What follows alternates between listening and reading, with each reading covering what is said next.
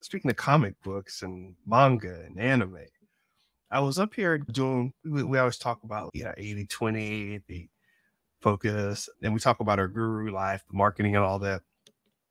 And I started looking at stuff and I was like, you know what? I'm trying to be a hero in my own story. And I went back to like my high school, no, even before high school, middle school and elementary school self when I was trading comic books and my first little buds of being an entrepreneur. And I realized, no, this is all this comic book story coming back. I'm like the kid with a problem who comes up against an incident. And then I try to make things the same. Can't do it. I have a challenge. Someone challenges me. And then I fuddle around for a little while. I get a guide, my who. And then once I find my guide, then I take that to the next level and start working and then training. Then the montage happens. And then I'm the hero of my own little story. And this happens like every week. It's great. And I was like, man, this is a whole comic thing. And I went back to an old book called Story Brand. I don't know if you ever ran across that one. Mm-mm. Yeah, Story Brand. This guy used to be a screenwriter, and he basically put together Donald Miller, I think his name is.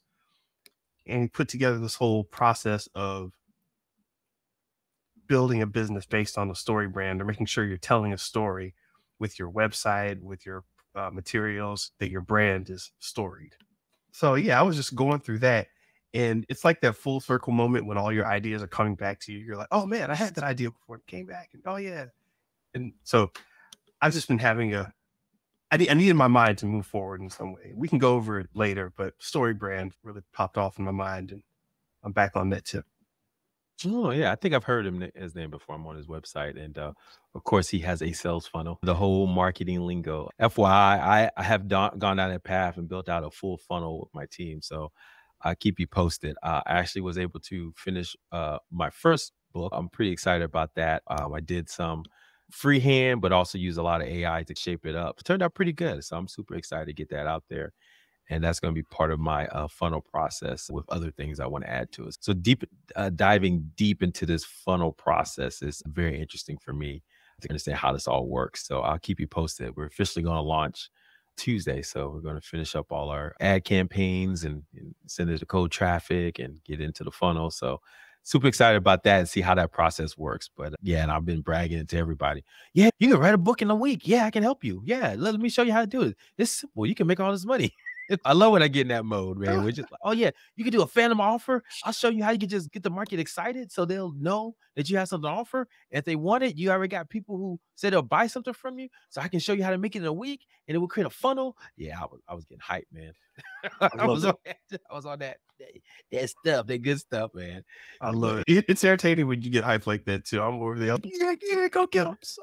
Man, there's always hype before you launch. In the back of my mind, though, it's like, okay, probably going to be a lot of optimization. We're doing some split testing. We look at the data.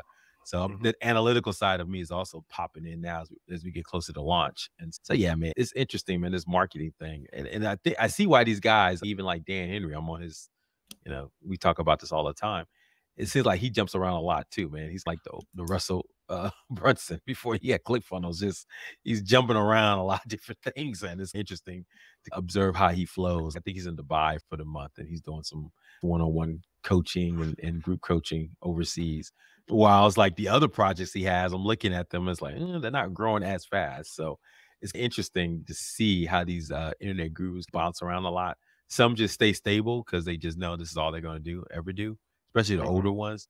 But the younger ones, man, it's amazing how much they jump around. It's just, yeah. So it's curious to see how people operate, man. And then I'm starting to put this new world of influencer marketing and marketing gurus with the world I learned from corporate America, VC world, and trying to combine them both and trying to, okay, I see how they all can match a little bit because there's some similarities there. They just do different things, right? Instead of they have marketing events, right? They have lead gen, but it's more of a case study lead gen.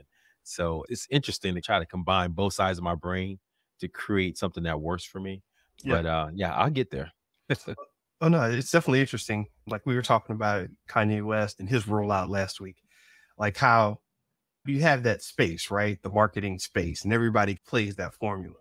But then obviously that doesn't parallel to a musician exactly. It's not like, hey, go join my funnel and sign up for my email and I'll send you the album. It's just a whole different game, but it's still the same steps. And I'm watching how these masters of other genres are doing it. Like Kanye shows up, album sells out. This YouTube sensation shows up, like how he builds his thing and funnelizes what he's doing basically. I know this one artist, his website stays blank for basically the entire year. And then suddenly a picture shows up of something you can buy. It's just an image, no text around it or anything. It's just an image of something you can buy. And at the bottom right corner, it's like terms and services. And so you're like, and so when it changes, people like go nuts. And the internet lights up. And by the time you click, of course, it says sold out. So it's just interesting how all this stuff relates. So I'm totally with you there. Yeah, it's fascinating. Mr. Benja, man.